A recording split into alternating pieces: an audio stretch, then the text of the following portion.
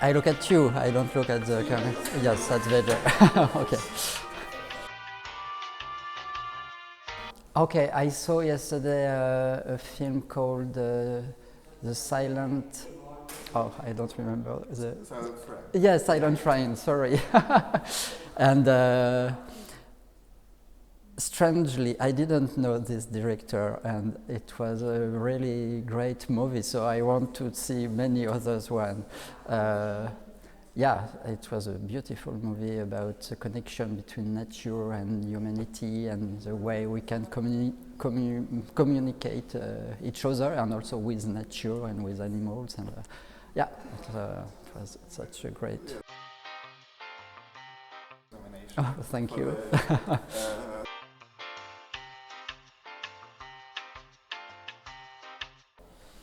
Oh, it's a difficult question.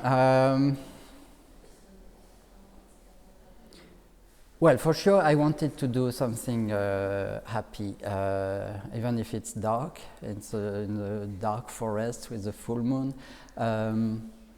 It was important for me to show something full of hope and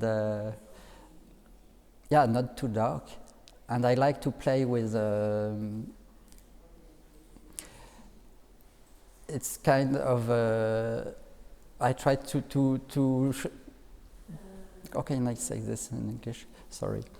Well, it's kind of a dark tale when it starts because the parents are talking about werewolves, and so you can think that it will be a very dark movie and that something terrible will happen. But eventually nothing dark happened, and it's a nice thing to play with the audience. Okay, you think it's going to be something with dark? Yes, Yeah, okay. And many tales are talking about the forest in a very dark way. There is wolves, there is witches and ogres. Ogres. Yeah, well, many dark creatures. And it's, for me, the forest is the place where I grew up, and it's more a playground than a dark place. So, in my movie, most of the time, the forest is also a kind of nice place, even if it's dark, and because there's not a lot of light inside behind all the leaves. Even if the visual is dark, it's a happy place because you can play, you can do many things, climb the trees, and so.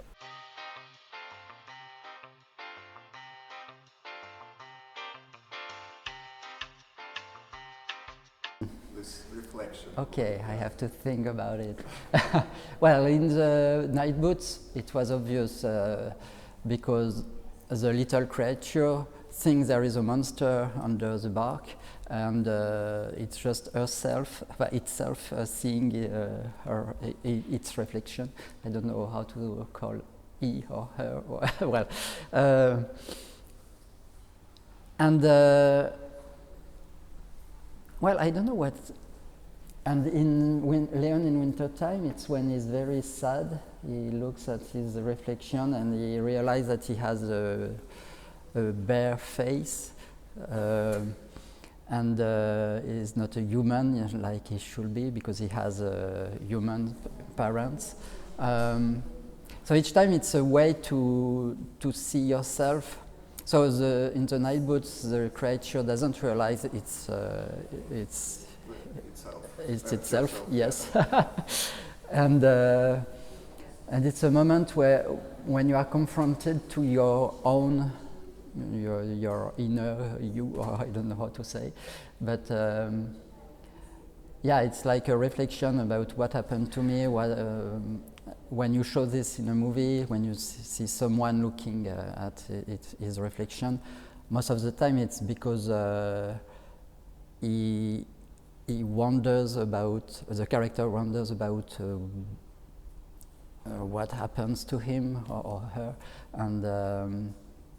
and how to behave, and many questions. So I think that's the point for this. Okay. Well, in the neighborhoods it's different because it's really a game with. It's more in the story. It had to be like this because the story is about this reflection and the monster in the lake. So. Okay.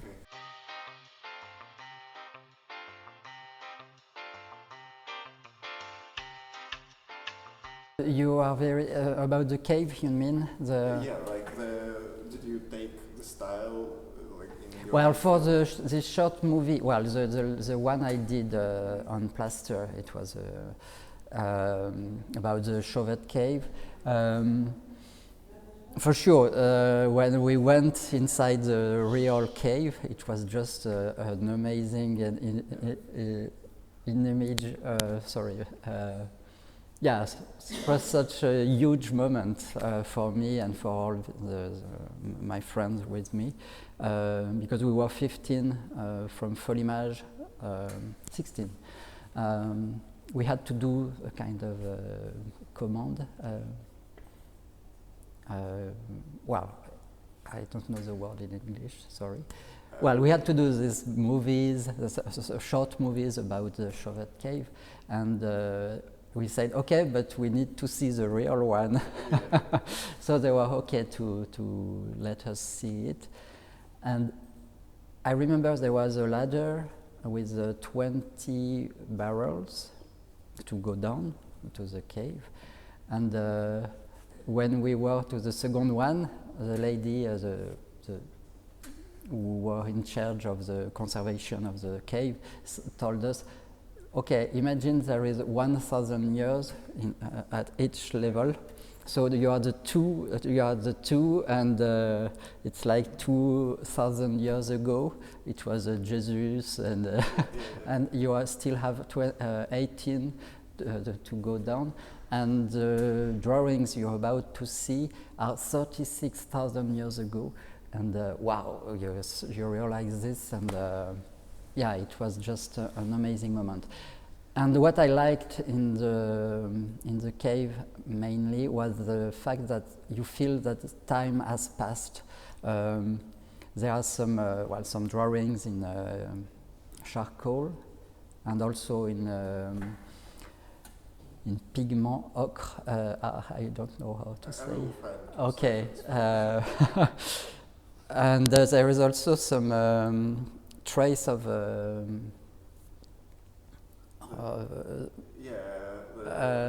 don't know. the nails, Yeah, nails. but not human nails, some bear nails. So it's another word, but so some of them come to cut the drawing by humans, and some humans came back and drew over the traces of the nails. So you feel that times, maybe there was 1,000 years before, well, the bear came and then the humans came back, but maybe 1,000 years after, we don't know, we really don't know. But you feel this when you're in the cave, and I choose the plaster technique. It's a plaster board, and I have the camera above it, and I can engrave on it, use paint, and you have a lot of texture like in the cave. And I really like textures. I don't like when it's too plain, too perfect image. I like when you have some dirt or some dust or some, I don't know.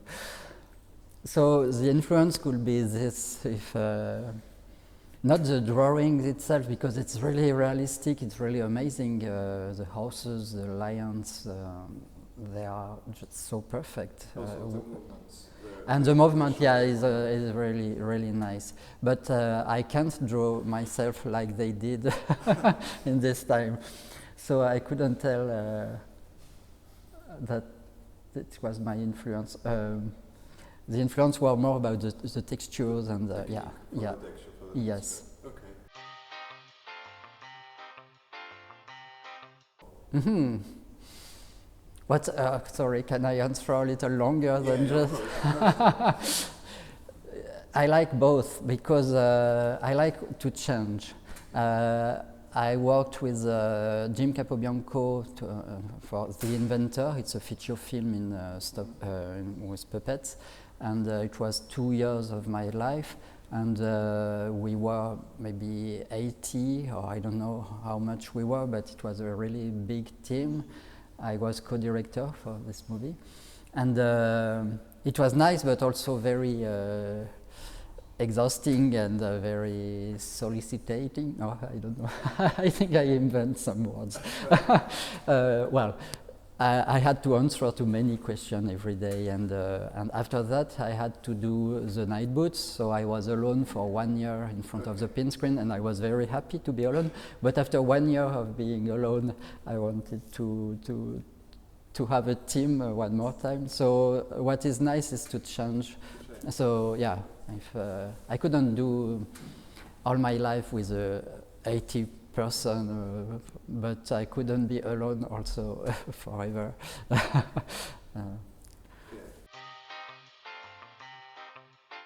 Yes, of course, I prefer to use my hands to work with. Yeah, I don't know why, but I really, when I was a child, I was happy to build some stuff, and with glue, with scissors, with pens, and I still like it. Yeah. There is a kind of smartness of hands. When you draw, sometimes you don't think about your drawing. It's like your hands were drawing alone itself.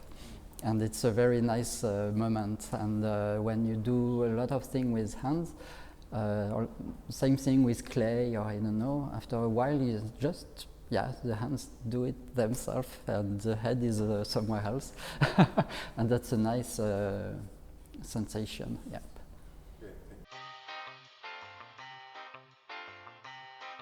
Italy, yeah, wow. Since we are here, oh, it's difficult, but well, first of all, I really like the language.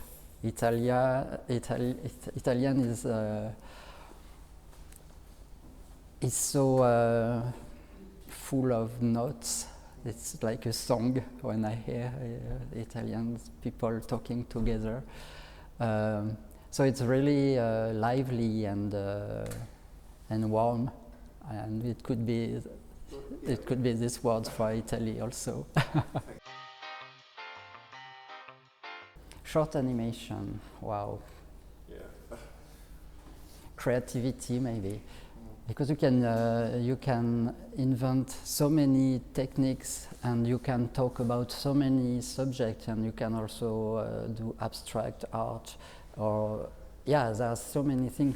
Because it's short, you can allow yourself many things. For a feature film, you have to, if you want to have an audience, you need to have a story very well constructed, and to think about what is it for children or is it for adults, and if it's for children, which category of age, and so many things. And you have the TV saying, no, you can do this, it's too hard for children, for example. Well, in short movie you don't have this, and in animation, because it's animation, you can use wood, you can use plaster, you can use Pinscreen, you can use computer, you can use so many different things. So liberty and creativity, yes, that's good. Okay, thank you. Thank you.